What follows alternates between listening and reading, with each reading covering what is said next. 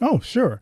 It was my first year in the ministry, and I walked into a congregation that had a lot of unusual grief right away. My secretary had just had her first grandchild, and we arrived the day that they were having a funeral. The child had a stillborn SIDS situation, and we walked in with this new 6 month old and crying in the background. I'm like, oh, I felt terrible because she just lost her grandbaby. But that wasn't a miraculous story. Miraculous story was there was a 25-year-old young lady who was in the hospital, and they didn't know what was going on. She was not responding well.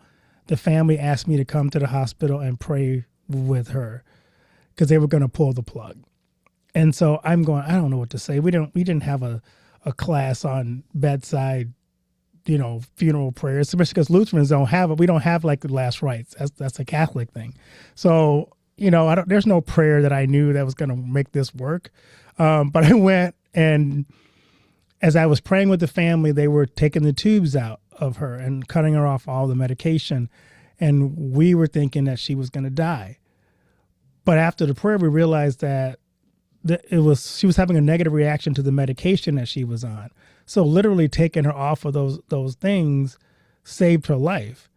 And then 6 months later, this girl was walking down the aisle at a wedding I was officiating. So we went from expecting a 25-year-old to lose her life to me coming and asking me, Pastor, should we pull the plug or not? And I'm trying to advise the family as best I can. I'm like, you have to do what your heart tells you to do. And so they did. And she survived, and she walked down the aisle 6 months later at her cousin's wedding. And it was a miraculous thing. It was one of those things like, wow, this was a truly God moment.